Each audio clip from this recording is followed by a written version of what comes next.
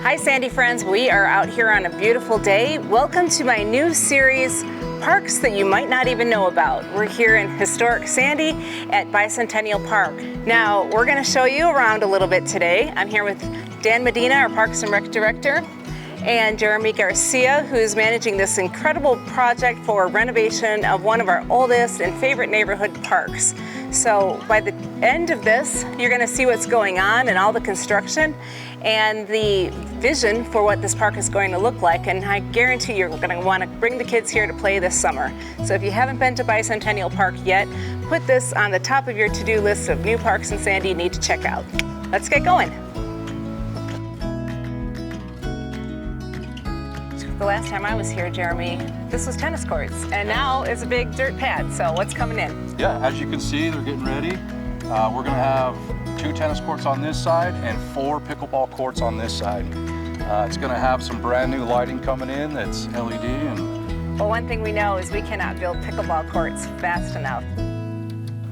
You know, every time we have our historic Sandy picnic here for the neighborhood in June, this playground is like the hot attraction. But it's been well loved, it's served us well, but what's in store for the playground next? We're bringing in a brand new playground. It's going to have a pour-in-place, artificial turf, spongy material. Instead of the wood chips? Right, and what's pretty exciting is something that's brand new is we're going to completely cover this for a shade structure. Oof, so there's going to be a lot of stations and activities for different ages and different people to enjoy, and I'll be one of the first ones down the slide. So. Good.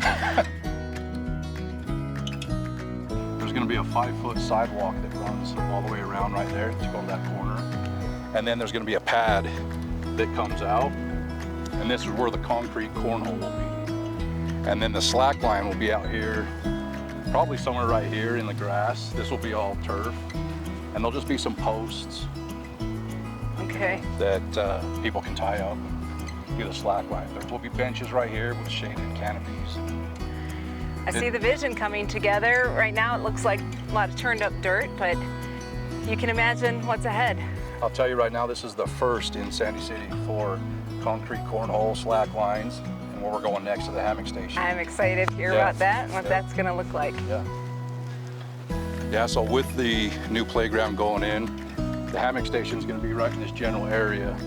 It's going to be shaded, it's going to be nice and neat, so bring your hammock and you can set up and watch your kids or go to sleep, whatever you want to do. So tell me how that works exactly. Yeah, so it's very simple. They're just basic poles that are in the ground. You bring your own hammock, clip it on, jump in and relax. So what's the estimated opening? I want to say June. That's what I'm shooting for. I know that we need the water and the snow and all that good stuff, but if I can get a mix of both of that and keep my construction going, I'll be happy.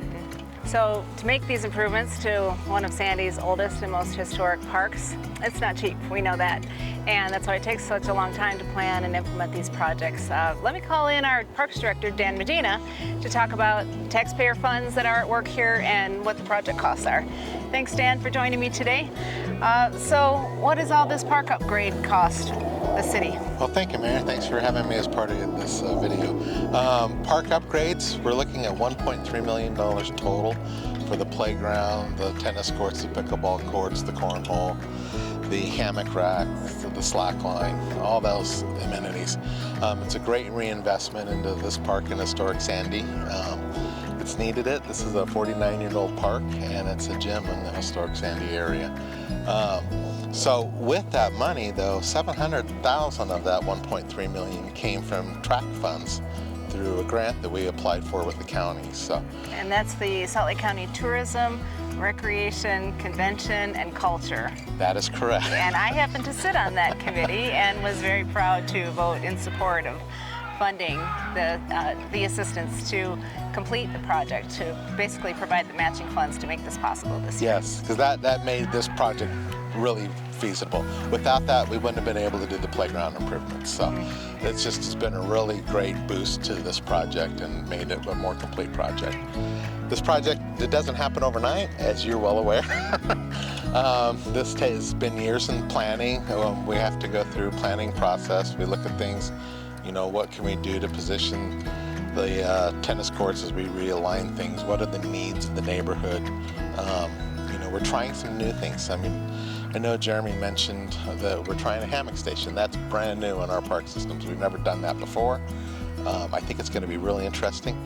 It's just, to me, watching my kids use hammocks and stuff, they love to go to a place you can sit and relax during your lunch hour, read a book in a hammock, enjoy this beautiful weather we're having. And it's really good to get out for your own health, to go out into the park system and use parks. Definitely. It's really a definite health benefit to us. I see from my vantage point, as our lifestyles become busier and busier, we're more connected to digital devices. Our neighborhoods become more dense. We experience traffic coming home from work.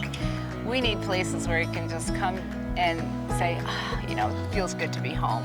Where you drive into a neighborhood and you say, this feels like home. And parks and open spaces are so important, and only getting more important as our state grows and grows each year. So there's more pressures with density and congestion. We all feel it.